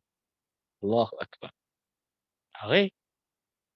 Dans les rues de Villeneuve-le-Roi, dans les rues de Paris, dans les rues de Bruxelles ou ailleurs, Maroc, Algérie, Sénégal, partout. Oui, si vous avez le même comportement qu'avaient les compagnons à côté du prophète sallallahu alayhi wa sallam, les anges vous tendent la main, ils vous saluent, ils vous disent salam alaykum dans les rues. Ça, c'est la parole du prophète sallallahu alayhi wa sallam. Oui, les anges vont descendre à Villeneuve-le-Roi. Les anges vont descendre à Paris, à New York et partout, et ils vont vous saluer. Et les savants nous disent que ce n'est pas de la métaphore, c'est physique. Les anges vont descendre, ils vont vous tendre la main dans les rues. Vous allez les voir, mais les autres, ils ne vont pas les voir. C'est magnifique. Vous imaginez? Vous rencontrez un ange. Ah oui, c'est possible. C'est possible. C'est la parole du prophète sallallahu alayhi wa sallam. La yantiqu anil hawa in huwa illa wahyun yuha. Il ne parle pas sous passion. Tout ce qu'il dit émane de Dieu. Allah exalté soit-il. Ressemblons aux anges, chers frères et sœurs. La religion, elle est venue pour nous purifier, pour nous rapprocher d'Allah Azza wa Jal. Chaque péché effacé, c'est un rapprochement. Et c'est pour cela, le prophète sallallahu alayhi wa sallam, lorsqu'il nous dit Law anna bi babi ahadikum nahra, si vous aviez un marigot, une piscine devant chez vous, vous y entrez 5 fois par jour, est-ce que vous allez devenir encore sale, terni, le corps? Les sahaba, ils ont dit non, nous allons être propres. Et il a dit ainsi sont les 5 prières. Elles vous lavent de tout péché. Elles vous purifient. Elles vous rapprochent de Dieu. Abu Huraira, radiallahu anhu, un jour, le prophète sallallahu alayhi wa sallam, il a dit quelque chose. Il a dit, Man qala la ilaha illallah, khalisan biha qalbu, dakhala al-jannah. Celui qui prononce seulement la ilaha illallah, il n'y a point de divinité en dehors d'Allah. Celui qui prononce seulement cette phrase, il dit avec sincérité dans son cœur, son sort sera le paradis. Abu Huraira, il a dit, moi je vais sortir, je vais annoncer ça à tout le monde, parce que j'aimerais que tout le monde entre au paradis. Le prophète sallallahu alayhi wa sallam lui dit non, il ne faut pas faire ça. Si tu le dis, les gens, ils vont plus œuvrer, ils vont rester chez eux, ils vont plus faire beaucoup d'actions parce qu'ils vont dire, ça nous suffit de dire la ilaha illallah et on va entrer au paradis.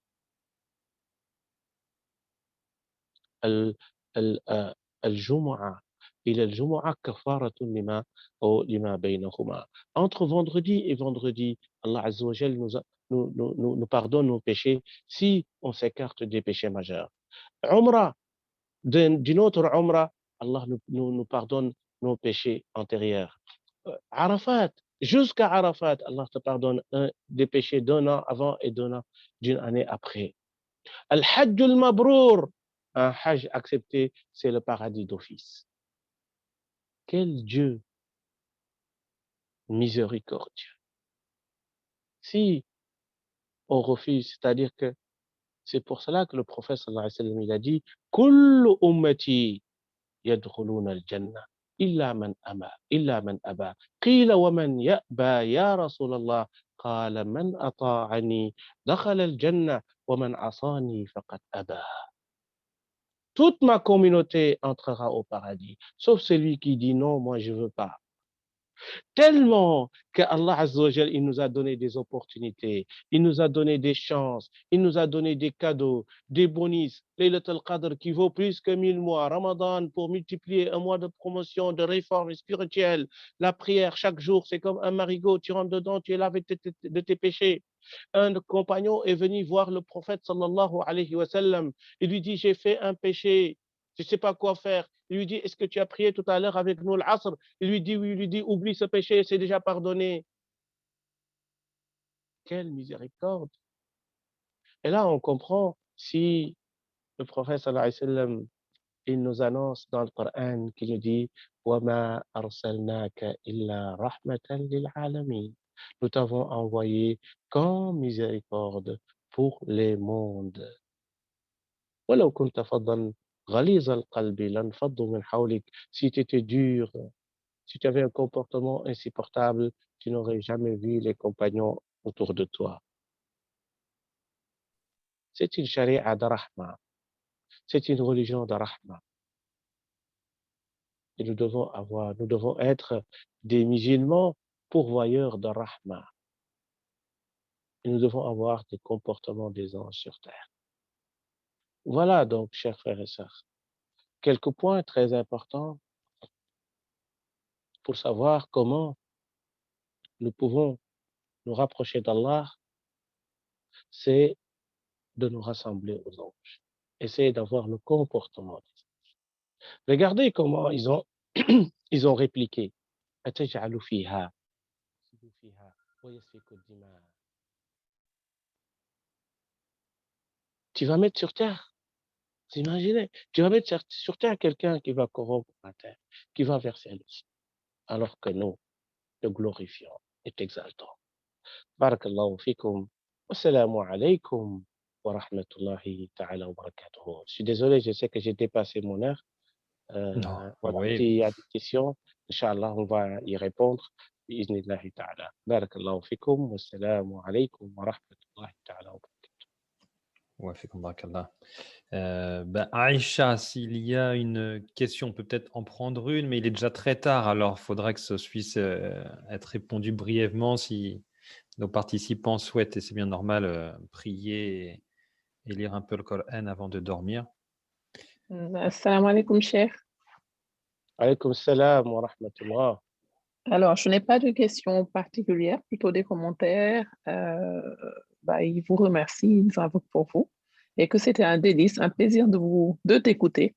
Donc, barakallah, on fait qu'à toi. Et moi, j'ai une question. Comme on dit, on n'est jamais mieux servi que par soi-même. Et c'est une question provocation. Tu me connais, cher, donc je suis toujours dans la provocation. Es-tu un homme angélique? Qui, moi? Oui, bien sûr, cher. Moi, loin d'être un ange. J'essaye de les ressembler, mais je ne me sens pas que je suis devenu un homme angélique. Mais j'essaye, je suis sur le chemin.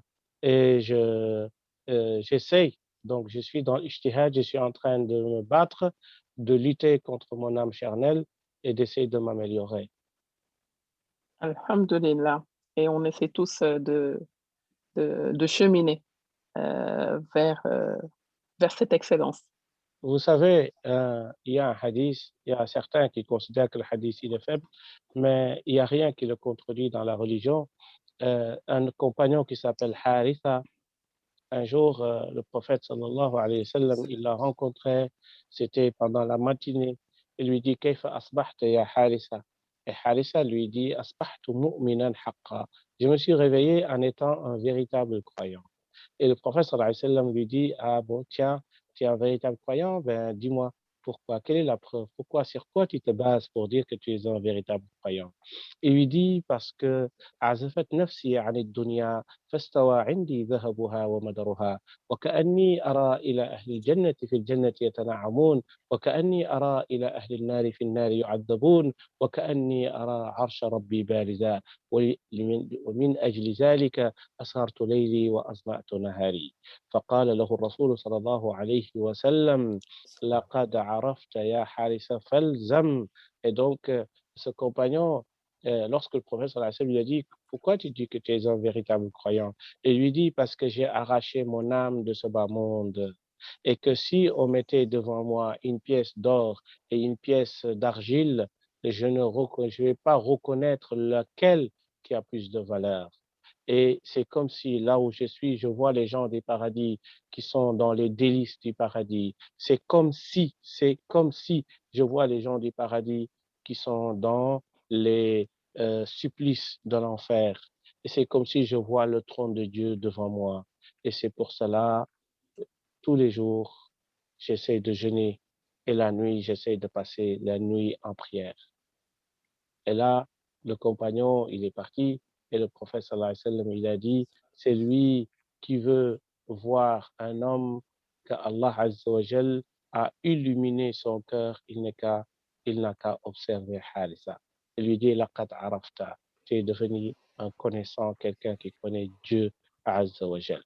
Vous voyez, donc à l'époque des compagnons, il y en a qui avaient atteint un degré, il y a d'autres moyens comme le cas de Harissa, le cas euh, de comment s'appelle, Hanzala et d'autres au début de leur cheminement.